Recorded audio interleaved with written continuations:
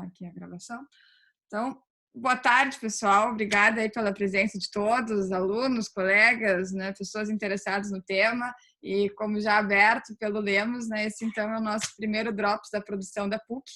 E a gente abre em meio à pandemia falando sobre esse tema, né, o impacto da pandemia na gestão do sistema de saúde. Tá? Então,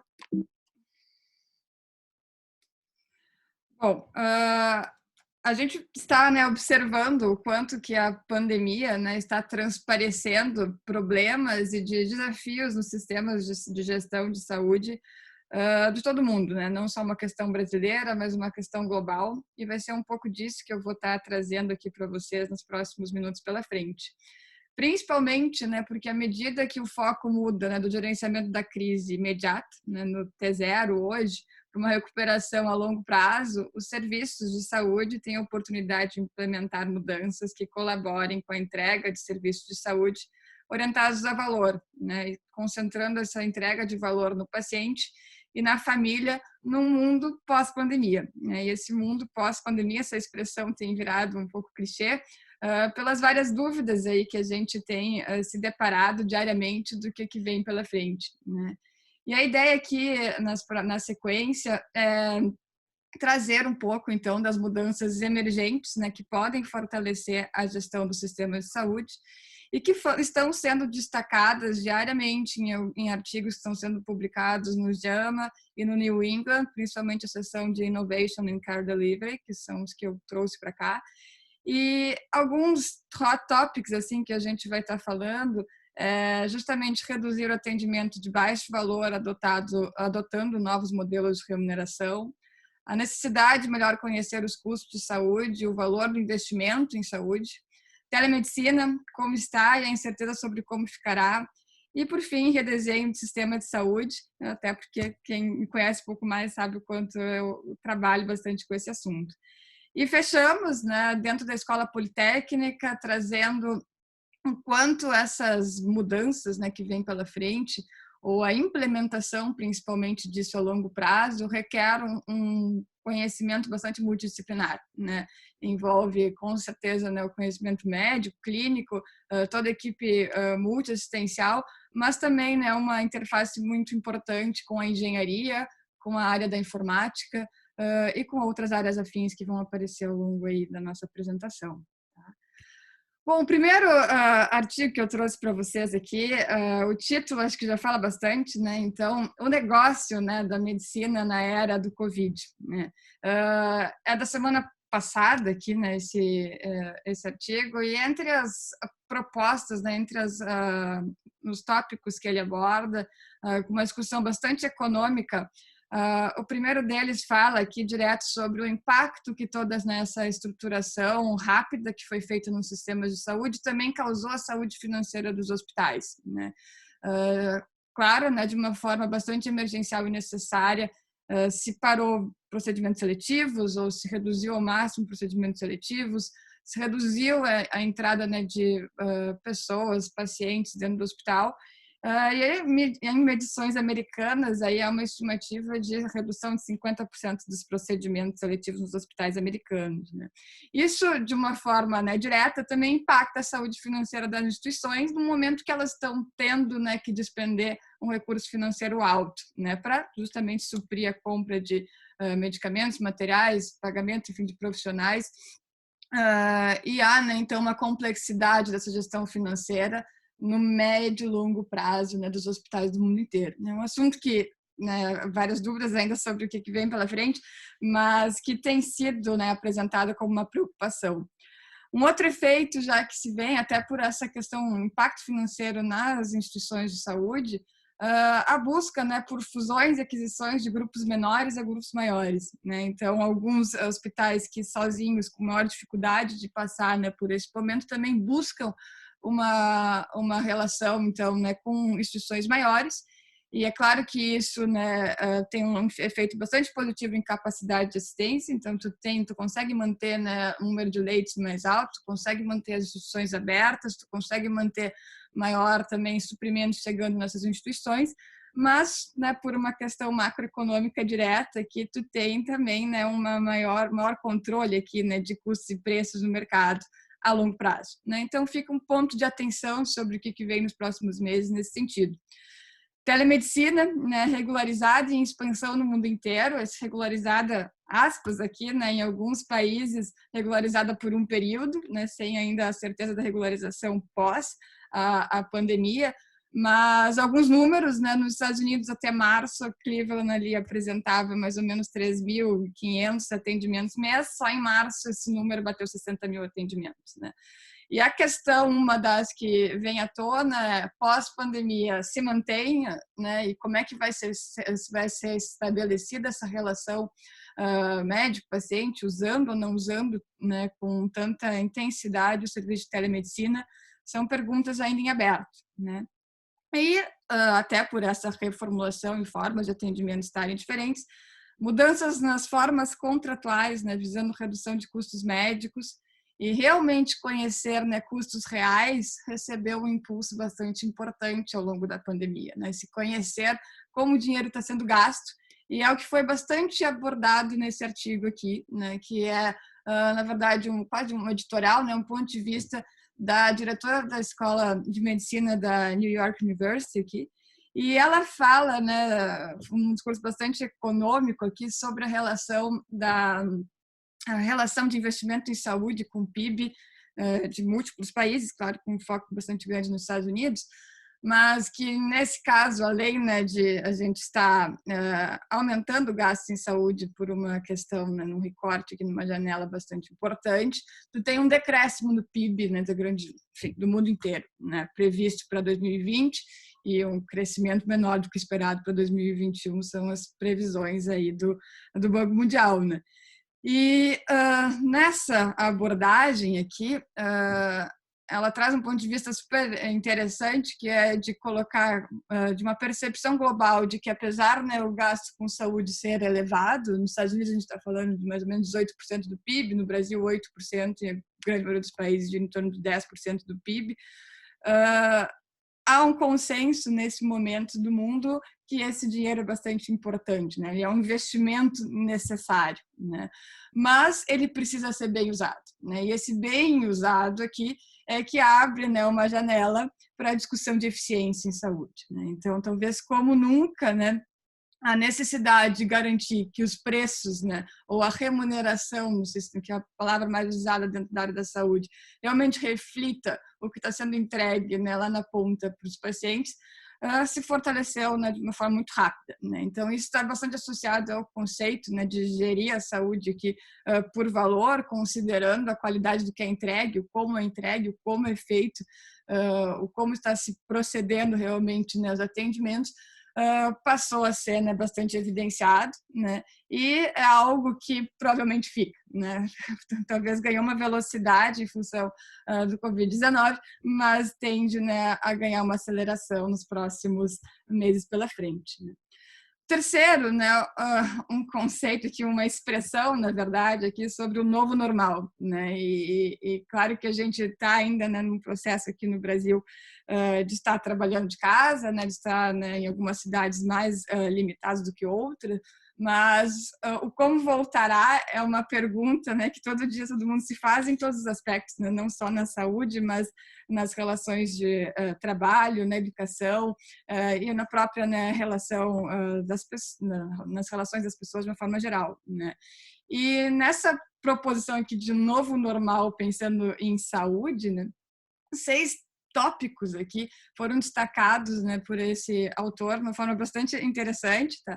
Um deles é tempo e velocidade de aprendizado, padrões, o valor dos padrões, e aqui dentro, né, dessa nosso olhar engenharia aqui abre aqui um leque, né, de discussões que algumas eu vou trazer aqui.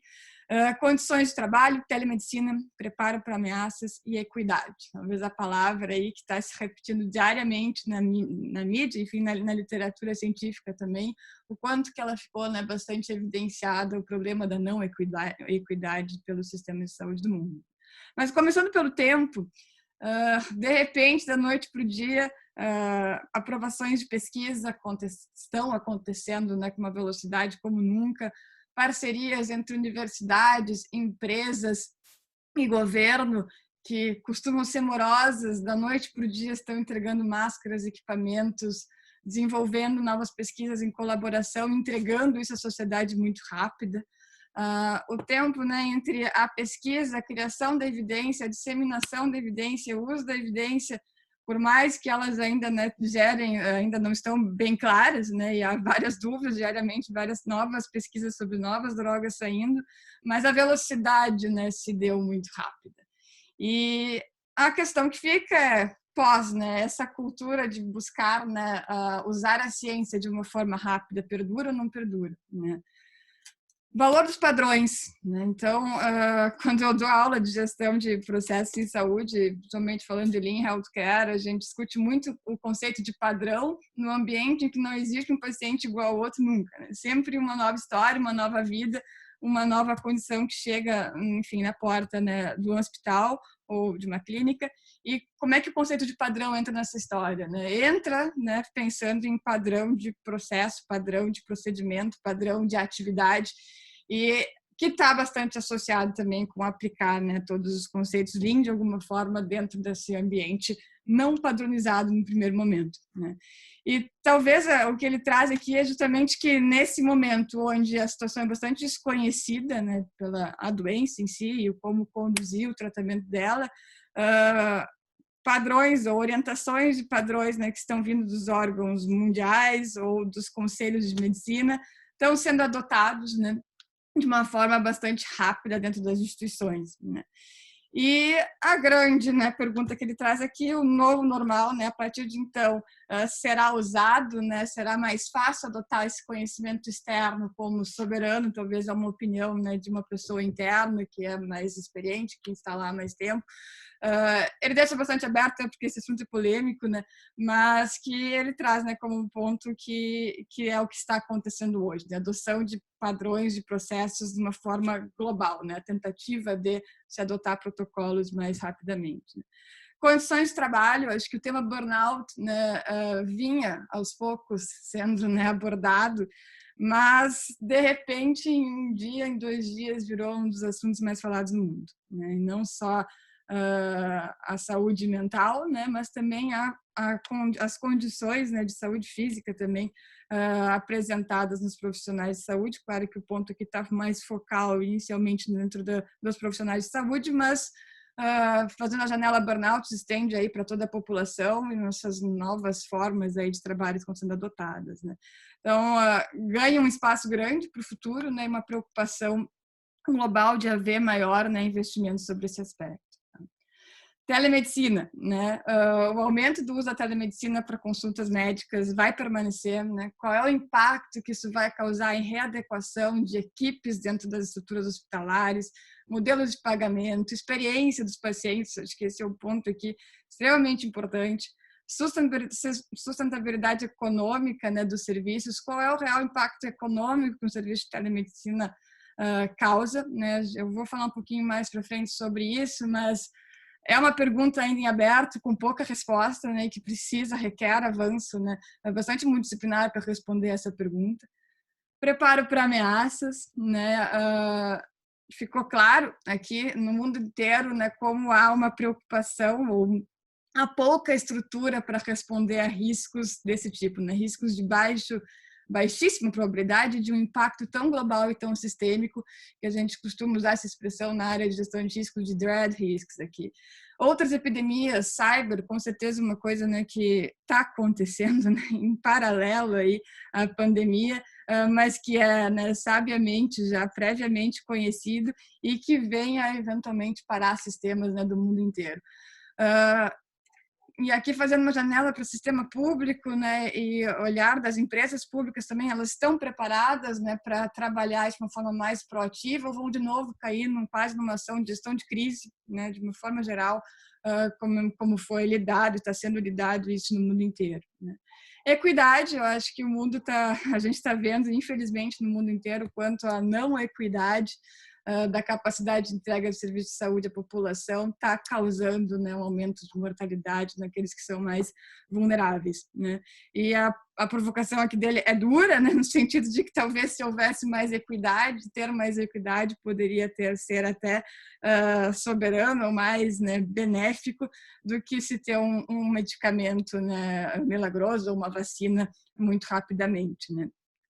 Enfim, questionável, mas é como ele fecha, né, a discussão aí, do artigo.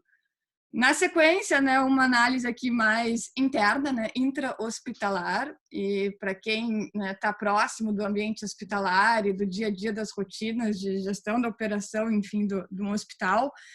Esse caso aqui em Nova York é um hospital escola, né, e eles relataram de uma forma bem minuciosa, né, que eu recomendo bastante a leitura aqui na íntegra, do que foi feito muito rápido para preparar a estrutura da instituição para atender os pacientes, né, COVID. Tá? 6 foram os princípios adotados, e para quem é da engenharia, 6 princípios que a gente talvez leva, né, como beabá numa área de gestão organizacional, né, lá no início do curso. Né?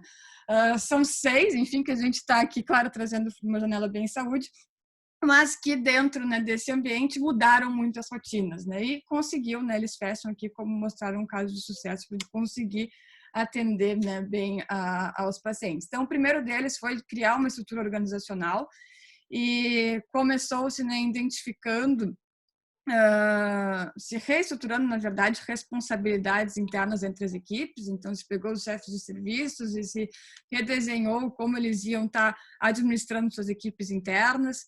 A parte de treinamento foi extremamente valorizada, então não só se entregou EPIs, né, aos funcionários, mas se instruiu eles ativamente, continuamente, de várias formas, né, fisicamente, entregando, né, instruções escritas pela intranet da instituição. Se trocou e-mail por Teams, Trello, né, para facilitar a comunicação e ela ser mais ágil. E isso foi feito, né, na primeira semana, né.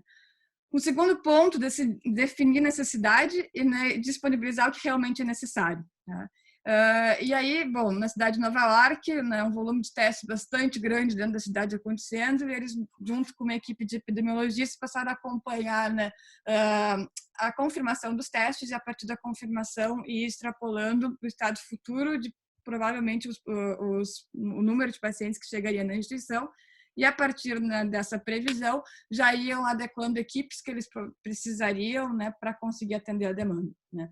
Então, isso segue sendo feito, né, mas que facilitou com que eles tivessem maior previsão de alocação de times internos. Né?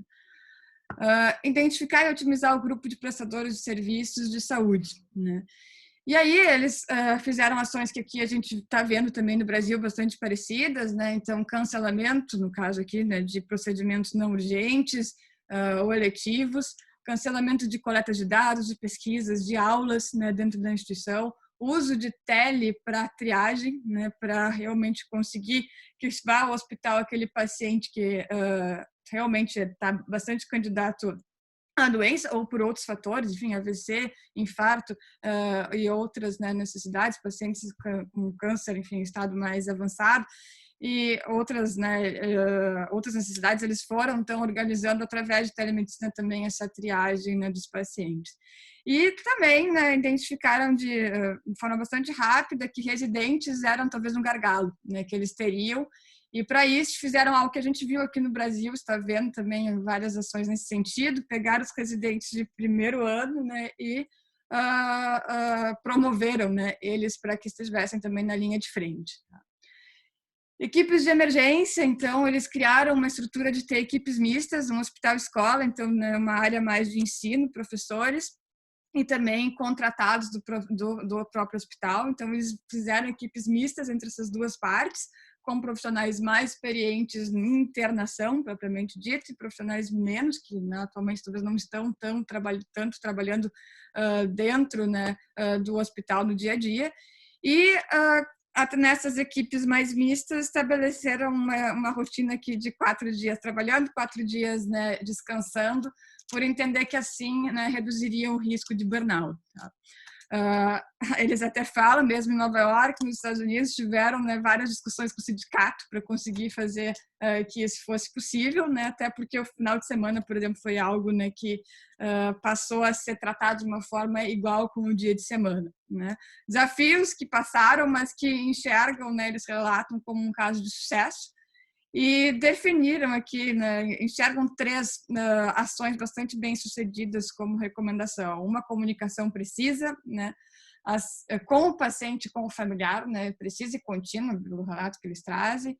A verificação frequente do estado clínico do paciente, seja virtualmente, presencialmente ou com uma comunicação bastante ativa com a equipe, né, de enfermagem que está em loco, né?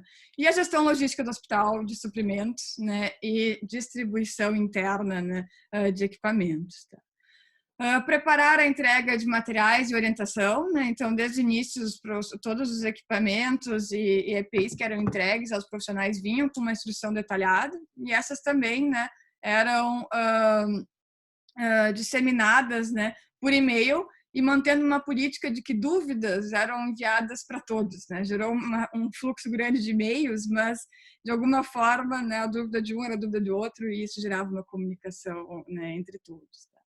E por fim, otimizar as condições de trabalho da equipe, e aqui eles falaram muito sobre a questão de comunicação e acessibilidade, né? Então, por um período, né, entendendo toda a situação, foi feita uma campanha interna muito grande de estar acessível, né, por telefone de uma forma rápida e ágil, né? E eles relatam isso como algo bastante positivo, onde principalmente a equipe de enfermagem, ao conseguir mais facilmente comunicação com os médicos, conseguir se dedicar também, né, com mais tempo ao atendimento dos pacientes, até pela necessidade de troca de roupa, preparo para a entrada nos leitos que exigem, né, os pacientes com Covid. Tá? Na sequência, um que eu gosto muito, porque traz esse termo aqui de reimaginação, né, que é dentro da literatura, enfim, base de valor em saúde. Se tem um artigo bastante seminal que fala de reimaginar o sistema de saúde da Harvard Business School, e eles trouxeram aqui talvez um momento de sair, né, do redesenho, da reimaginação para a recriação ou realmente a aplicação de muitos dos conceitos, né, que estavam sendo aos poucos indo se disseminando pelo mundo, e agora de repente, né, talvez ganhe uma aceleração importante, né. Ele foca bastante em telemedicina e umas frases de destaque, né, eu de propósito trouxe aqui para cima, por concordar muito com ela, né, que o crescimento da telemedicina é menos sobre tecnologia e muito mais sobre desenvolver, né, os fluxos entre as partes de forma eficiente, né? E esse fluxo é na relação, né, do paciente e médico, ou outro profissional que estiver do outro lado, na relação entre operadora e profissional ou instituição, né, que está realmente provendo o serviço, na instituição, na relação do governo ou dos órgãos, né, reguladores com a capacidade de disponibilizar esse serviço. São vários workflows não bem definidos ainda no mundo inteiro, né, mas que precisam ser para que esse serviço realmente possa ser bem explorado e bem usado, para que possa entregar, né, e gerar mais saúde à população, né. Um dos primeiros bullets aqui, que ainda é dúvida, é justamente a regulação e remuneração, né? Como é que se estabelece isso no pós-Covid? A regulação, antes eu comentei, em alguns países, enfim, já existe, né? Em outros está essa janela aqui de pandemia, mas um sentimento, né, de que ela fica, mas ainda precisa, né, que algumas coisas sejam melhor, né, definidas para que ela possa realmente acontecer, né? Um dos pontos que ele traz é, pensando numa lógica de serviço, né, eu, hospital, eu, clínica, oferecendo o serviço, né, de telemedicina, eu tenho a preocupação com a internet e agenda de uma forma, né, diferente do que é o atendimento presencial. É algo, né, que sim, precisa ser feito, eu não posso simplesmente começar, né, um serviço de telemedicina administrando, né, uma agenda e uma logística como se fosse um atendimento presencial, né. Entender a telemedicina como uma forma de entregar, né, o cuidado que já é entregue e não como uma nova área. né? Um ponto que não só esse artigo, como vários outros que estão saindo sobre o assunto trazem, como não enxergar como uma nova, né, a nova área da medicina, mas sim como um meio de conseguir entregar, né, à população parte, né, do serviço de atendimento, ou seja, né, consulta, seja diagnóstico quando possível, seja na regulação de fila, quando é o foco do serviço. Né? E que sim, né, fazer telemedicina em escala requer, né, um pensamento bem empresarial, né, jurídico, de dados, né, o uso desses dados, a segurança desses dados, a segurança da comunicação entre as partes, é um assunto extremamente importante que requer, né, um pensamento de compliance, de financeiro, né, e também, né, de operação do serviço. Né. E por fim ali aqueles pontos, né, experiência, empatia, sustentabilidade econômica, dúvidas, né, que ainda começam a ser estudadas, né, para poder responder o quanto ele perdura e como perdura nesse mundo pós-pandemia que os autores estão usando como uma expressão. Tá? Destaquei ele do lado também, acho que 2 pontos importantes, né, mas eu acabei já falando, mas o último ali sobre a definição de métricas e indicadores, real que nas pesquisas que a gente tem aqui no Brasil, antes, enfim, de Covid, sobre o assunto, a gente tem discutido muito, mas que o que o serviço de telemedicina está querendo oferecer, né? Ele está querendo oferecer diagnóstico, ele quer oferecer só triagem de fila, ele quer oferecer consulta, né? Dependendo do foco, ele requer, né, diferentes formas, né, de estabelecer indicadores que precisam ser definidos, né? E hoje a gente vê aí poucos, na verdade, ainda indicadores e boas formas, né, de realmente conseguir melhor gerir, né, os sistemas, os serviços de telemedicina. E, por fim, antes da gente entrar um pouco, né, no como a gente aplica e pensa um pouco sobre, né, a perspectiva brasileira de tudo isso, de ontem aqui, né, mas o New England publicou esse editorial aqui falando, né, sobre a reforma de um sistema de saúde e trazendo a importância, né, dos sistemas universais. Né? Isso se transpareceu, né, no mundo inteiro, o quanto um sistema universal está fazendo a diferença, né, ou está pelo menos colaborando muito para que um país consiga se organizar de uma forma muito rápida para atender a população. E nós não tem como a gente não falar, né, do SUS e o valor que ele tem para conseguir que a população brasileira seja atendida da melhor forma, né, dentro das condições que se consegue, né, disponibilizar para a população. Mas a gente vive, né, num país que sim tem o maior sistema de saúde universal, né, e por isso também muito rápido conseguiu se organizar da forma que pôde, né, com melhores e piores desempenhos entre os estados, mas que também refletem, né, características populacionais diferentes, investimentos em saúde estaduais e municipais diferentes, mas o ponto é que sim, né, talvez após, né, a pandemia seja algo que volte em discussão mais forte em países que não operam, enfim, né, com um sistema tão universal de saúde, e seja mais valorizado em países que já têm, né, um sistema como, por exemplo, a gente aqui no Brasil passe a valorizar um pouco mais o SUS, né. Então, né, trazendo tudo isso, como é que a gente pode fazer alguns ganchos, né? Por que a gente está fazendo, o que a gente pode fazer, como é que a gente pode, né, olhar para tudo isso que está sendo publicado muito em editoriais, muito em opiniões de pessoas, né, claro, de muita imponência em grandes hospitais ou, né, enfim, na frente também, né, de sistemas de saúde pelo mundo. Mas a gente pode fazer o gancho, né, do que a gente pode atuar aqui no Brasil para tornar o nosso sistema de saúde melhor ao longo do tempo, né? Que não seja só por um mês, que seja por toda a vida. Né? Então, 4 pontos aqui nesse slide. O primeiro deles de centrar o cuidado no paciente, né? O quanto isso é importante, o quanto a gente está vendo a importância, né, de se entender as reais necessidades de cada paciente que chega, o nível de complexidade que eles estão chegando na emergência, e depois se o pessoal aqui que realmente é da assistência que está aqui no Zoom pode dar essas opiniões também, mas é o que a gente tem, né, visto e ouvido dos colegas. Reduzir o desperdício, o quanto isso ficou exposto na mídia, até na mídia apareceu muito desperdício que existe dentro do sistema de saúde e, ao mesmo tempo, a necessidade que se tem no sistema de saúde de haver recurso financeiro sendo bem aplicado, né? São duas coisas que andam em paralelo e devem ser pensadas em paralelo aqui. E para isso, para a gente entender esse real desperdício, conhecer custo e reestruturar o modelo de remuneração é bastante importante. E a importância do acesso da população ao sistema de saúde, né, que está relacionado ao tema da equidade, né? A gente aqui no IATS, então, além de professora na PUC, sou pesquisadora e pós-doutoranda no Instituto de Avaliação de Tecnologia em Saúde, e a gente tem feito várias pesquisas, né, que trabalham exatamente com essa área, e pesquisas muito multidisciplinares, né? Eu sou engenheira de produção, eu trabalho com médicos, com enfermeiros, com farmacêuticos, com outros engenheiros, com economistas, e a gente trabalha e só consegue, talvez, gerar alguns resultados por justamente estar aprendendo e fazendo esses estudos em conjunto. Mas do lado esquerdo aqui, a gente tem trabalhado forte em tentar trazer mais para o Brasil o conceito de gestão de saúde baseado em valor.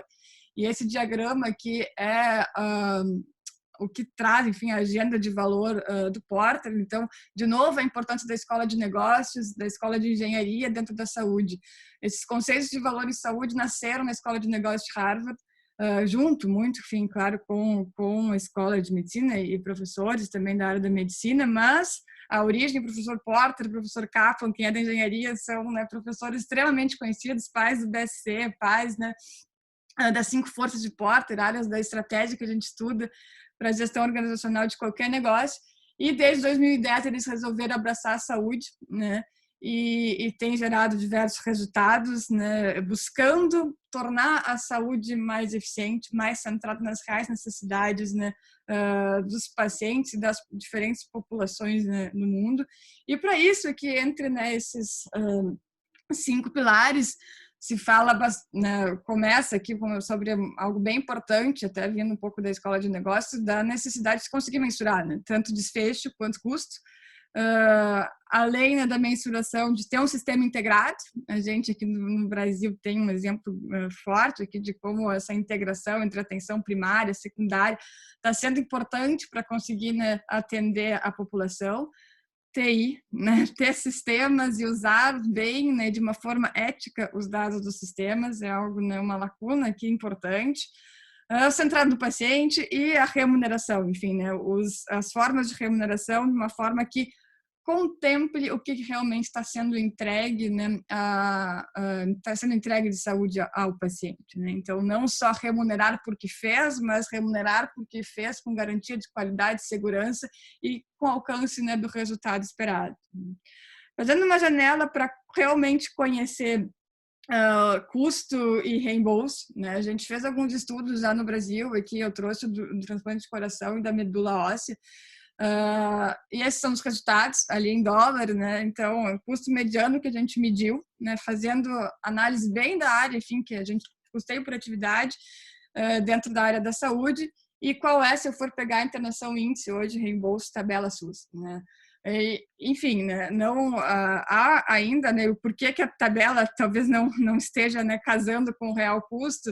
Tem uma série de explicações para isso, mas o ponto principal aqui e a intenção é trazer esses números porque a gente precisa gerar, assim, né, informações do quanto custa realmente, né, de como é que é necessário despender o recurso no sistema de saúde para, num segundo momento, poder ter uma remuneração mais certa, né? O inverso não vai dar muito certo, né? E responder esse como, né, como é que é usado, como é que é despendido, requer aí um conhecimento de entendimento de processo, de visão sistêmica, de consumo de recurso clínico integrado, né? A gente precisa trabalhar junto para responder esse tipo de pergunta.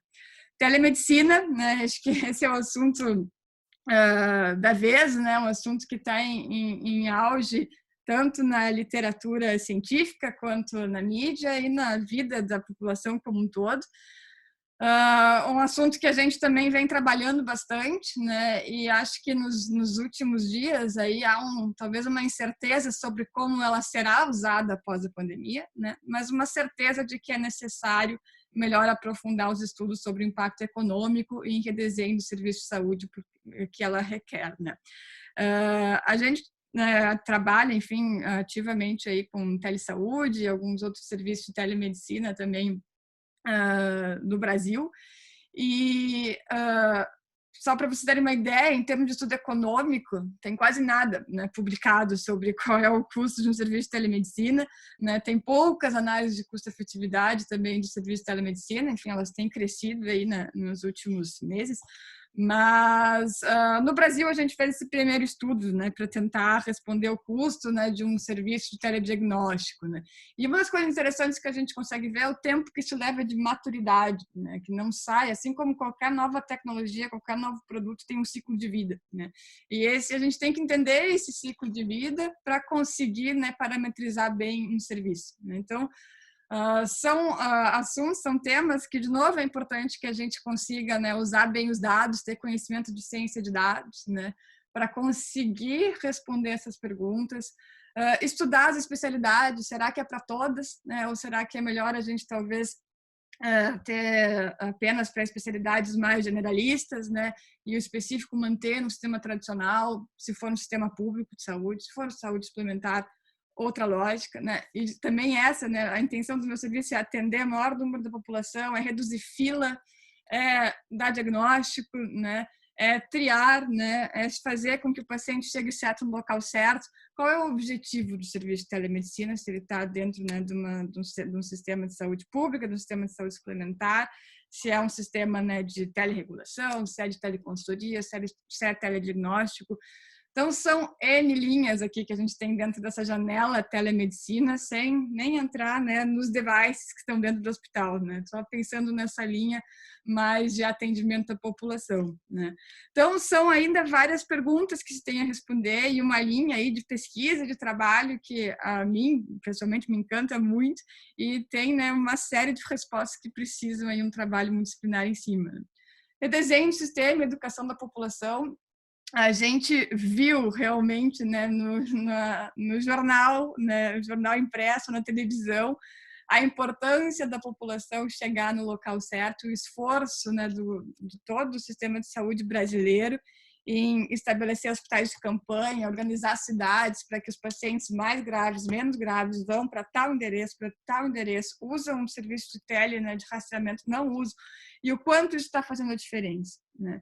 Então, conseguir, né, educar a população e estabelecer essas relações entre a atenção primária de saúde, né, e a atenção hospitalar é essencial, né, para que a gente tenha um sistema mais eficiente, né? Senão a gente vai seguir chegando nos lugares errados, perdendo deslocamento, e deslocamento a gente está falando do Brasil. Se eu estou no Amazonas, é um deslocamento que envolve muitas vezes andar de canoa, né, para eu chegar num atendimento. É eu viajar 3, 4 dias para eu chegar num atendimento com custo, né, enfim, de transporte do município, né?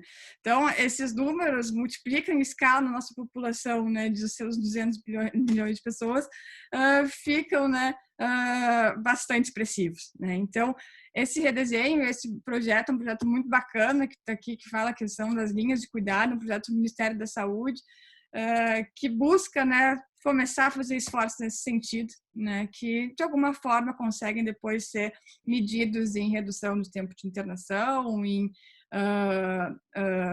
melhoria de desfecho clínico, redução de custos também, né? E é claro, né, quem os meus alunos sabem, eu não poderia fazer essa live aqui sem falar de riscos, né? E sim, eu acho que é um tema, né, que estourou, né, gestão de riscos, gestão proativa de riscos, fazendo gancho para a saúde, e aqui, né, e trazendo até um dos artigos aqui, vários artigos falando sobre isso, mas será que a gente vai deixar, né, outra pandemia estourar, né, os ataques cibernéticos realmente começarem a acontecer como aconteceram há 2 anos atrás na Inglaterra e atingiu o Brasil, atingiu os Estados Unidos, atingiu o mundo inteiro? Ou a gente vai começar, né, a não só nesse gráfico aqui, a gente tem a identificação de riscos importantes para a área da saúde pelos gestores, mas a não, talvez, gestão deles, né? E o fato da gente estar vivendo, né, de uma forma bastante reativa a muitas coisas de organizações internas, né, principalmente internamente dentro das instituições, também remete a não ter, né, previamente o estabelecimento de uma política de gestão de riscos mais proativa, né, mais preventiva, mais, né, que permita que eu não tenha que entrar numa gestão de crise como a gente entrou, né, no mundo inteiro, né.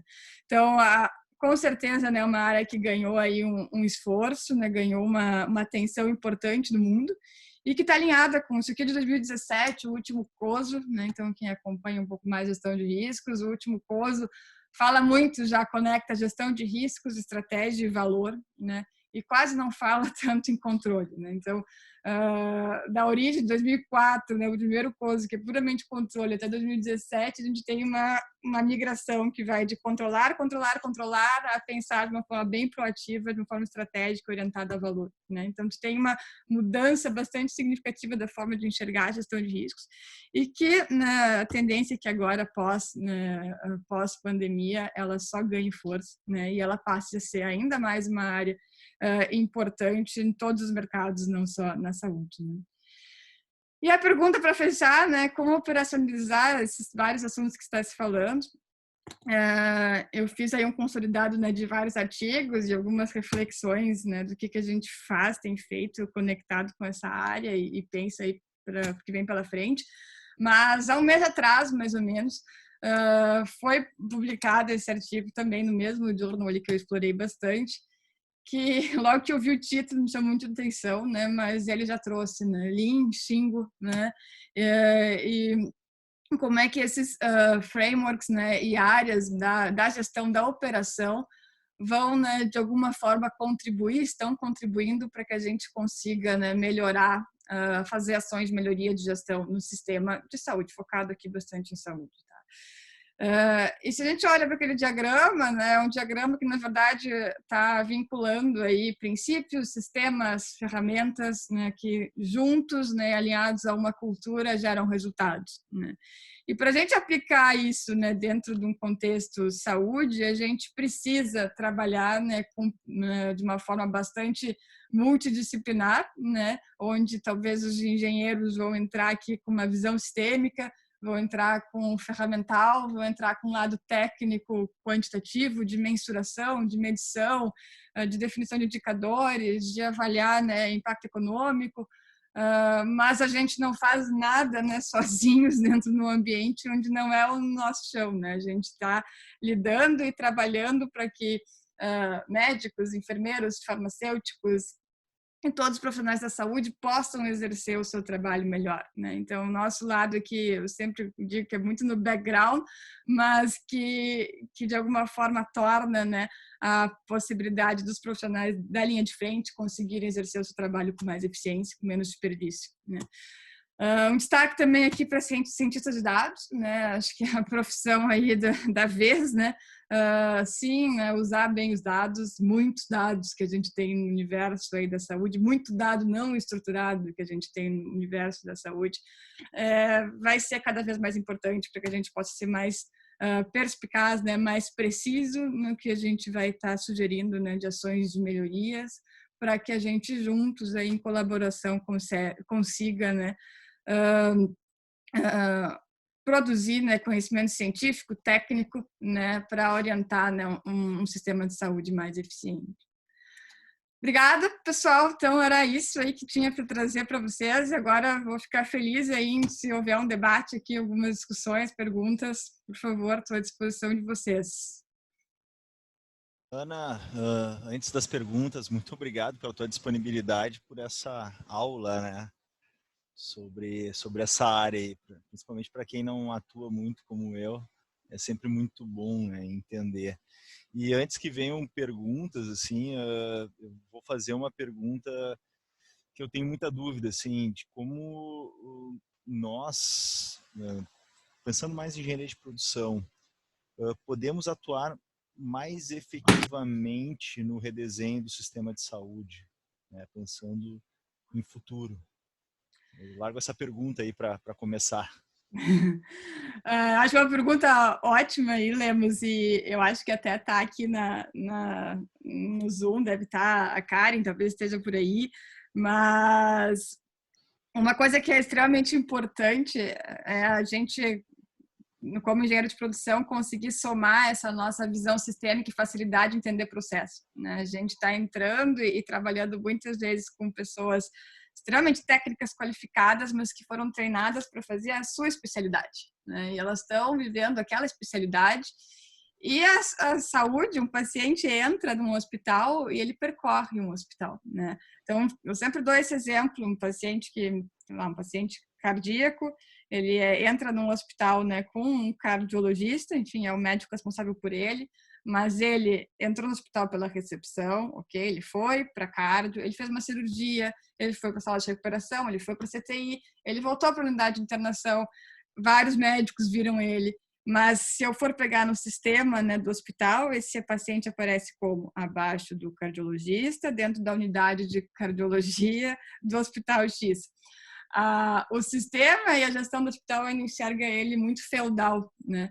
E, na verdade, ele percorre de uma forma bem processual, né? Todas as unidades do hospital, né? Então, intra-hospitalar, a gente já vê como às vezes a gente só com uma pergunta de querer entender um pouco o processo, um pouco assim, caminho do paciente, a gente consegue fazer com que eles pensem diferente também. Eles, eu digo, né, os profissionais da saúde, consigam nos dar inputs para que a gente possa entender que o caminho pode ser mais eficiente, né? Que eu internamente posso ter uma logística mais pensada pró-paciente e não pró, né, profissionais.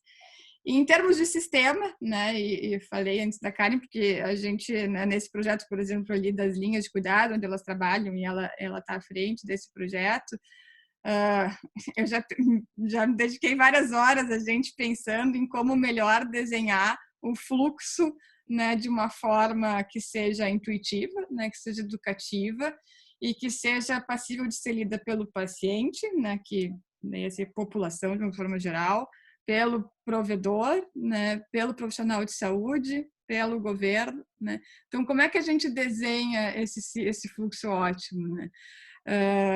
É aí que eu acho que a engenharia de produção, quanto, né, na área de processo, né, de desenho, de mapeamento, tem um valor que eu diria talvez seja essencial, né, para que seja mais fácil a gente conseguir traduzir essa complexidade do ambiente de saúde, que é complexo, né? Talvez acho que a literatura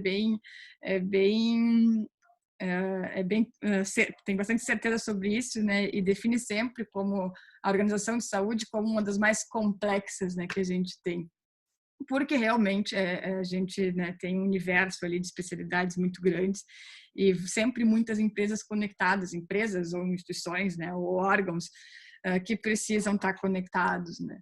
Então, acho que Lemos tem uma oportunidade muito grande, quase que, eu digo, às vezes é uma responsabilidade nossa, talvez como engenheiro de produção, olhar um pouco mais de atenção para essa área, né? Abrir os nossos olhos. Eu tenho tentado fazer isso na sala de aula, estou puxando os alunos para o meio da saúde, mas com essa intenção, assim, né? Eu acho que a gente tem bastante a contribuir. Show, show. Espero que mais alunos sigam, né, atuando nessa área da saúde. E abrimos para perguntas, né, pessoal? Oi, Ana. Eu sou nova aluna de engenharia de produção, mas eu já sou formada em engenharia biomédica, então eu já trabalhei nessa área hospitalar, então eu entendo completamente o que você abordou hoje no material que você mostrou, e eu já tenho uma visão muito próxima dos equipamentos. Eu acredito que com a engenharia de produção vai ampliar a minha visão de processos mesmo dentro da área hospitalar. Então, achei super interessante, super válido e me identifiquei muito com tudo que você abordou. Que bom. Fico super feliz. Eu acho que sim. Eu acho que a área de equipamentos, device e associados à tele, né, é um assunto aí que tem um universo pela frente e que também une não só a engenharia de produção, mas a engenharia elétrica, a engenharia mecânica, outras, enfim, né, informática também, né, para que se consiga realmente prover as soluções lá, né, para a linha de frente. Oi, Ana. Olá. Oi, Rafael. E aí, tudo bem? Tudo então, bem. primeiro eu queria parabenizar a Ana pela essa brilhante revisão. Eu não sou da área, eu sou médico, mas para mim ficou muito palatável isso. Não foi bobagem clínica, Rafael? Não. Foi perfeita. E até pegando o gancho ali que eu acho que o professor Lemos falou, eu acho que o papel da engenharia de produção, tá, é vital, tá? Se fala muito na mídia a questão do achatamento da curva, né? Mas o que é esse achatamento da curva? Para que serve? Na verdade, o achatamento da curva é para a gente ganhar tempo. E nesse tempo que a gente ganhar, não é só aumentar os nossos estoques que a gente fala de EPIs, mas principalmente, né, Ana, reorganizar ou criar os processos que não existiam em muitos sistemas de saúde, em muitos hospitais, né? Então, todo o fluxo de atendimento, criação de equipes de emergência, isso vem muito também importado da experiência de Singapura, tá? Os países asiáticos já viveram crises de outros coronavírus, né? O MERS, que é um exemplo, e eles criaram protocolos de fluxos e processos e tudo mais. Então, o papel da engenharia de produção é fundamental. Então, muito se fala do achatamento da curva. O achatamento da curva foi isso, é dar tempo para os outros profissionais poderem trabalhar na reorganização de filas e tudo mais. Então, extrema importância esse assunto aí. Parabéns, viu? Obrigada, Rafael, e obrigada por ter trazido esse tema. Acho que eu nem tinha falado sobre isso também, mas concordo. Acho que a gente já conversou sobre isso, né, outros dias aí. E a minha provocação é que não seja só, né, por causa da necessidade de achatar a curva, mas quem anda por um hospital, né, vê o quanto quanto engenheiro de produção, e quando eu levo alguns alunos, eventualmente para algum estudo, faz uns 2 meses eu levei uns alunos estava dentro da emergência lá no hospital, dá aquela coceira, assim, enquanto engenheiro de produção, porque a gente vê uma série de oportunidades com uma certa facilidade, né? Pelo nosso olho, né? A gente é treinado para isso, a gente é treinado para pensar tudo de uma forma meio processual, até demais, a gente fica um pouco chato com isso, mas a gente entra dentro do hospital, a gente tem lá, né, uma série de oportunidades.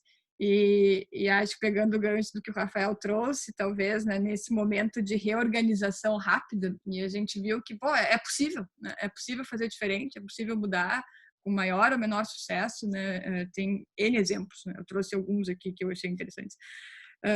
Mas que isso, né, passe a ser talvez rotina e, de uma forma, né, somatória, torne o sistema como um todo melhor, né? Eu vejo também dessa forma, né? Mas obrigada aí pelo ponto trazido aí, Rafael. Valeu.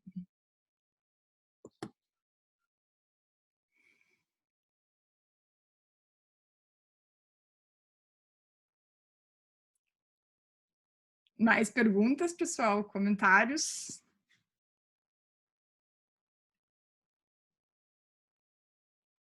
Obrigada, Paty. Bom, temos ali o e-mail da professora Ana também, se alguém quiser mandar perguntas diretamente para ela, né? E dado é para ser um drops também, não é para a gente ficar aqui muito tempo. Sim. Então, pergunto se tem mais algum questionamento para fazer. Ana, eu vou compartilhar aqui uma tela, tá? Deixa eu ver se eu consigo. Vocês conseguem? Tá conseguindo ver a da produção? Não. Tech Meeting? Não. Eu só vou...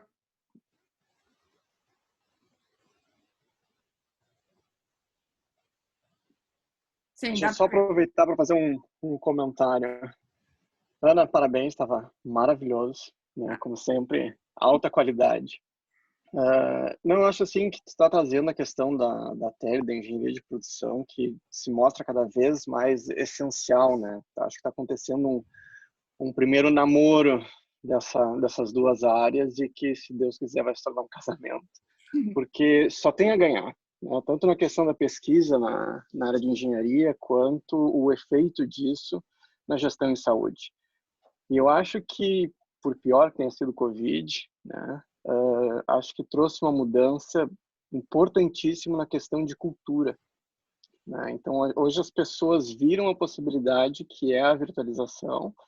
Então, isso já está tendo um impacto gigante na telemedicina, que é, digamos assim, histórico, né? Enfim, trabalhei na área por muitos anos e se vê claramente a diferença. Eu acho que é o momento mais interessante hoje de realmente começar a se investir, porque as pessoas estão dispostas, né? Não...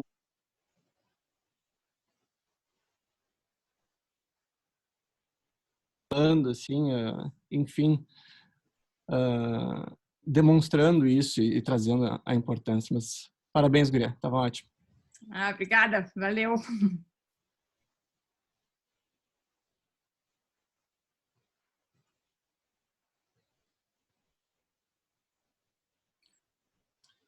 Então, pessoal, convido todos vocês a uma conversa diferente, não é da área da saúde, mas é com o presidente da Estônia, Augusto Lins. Tem um errinho aqui no nosso material, que depois eu já pedi para o pessoal aqui da assessoria de comunicação ajustar.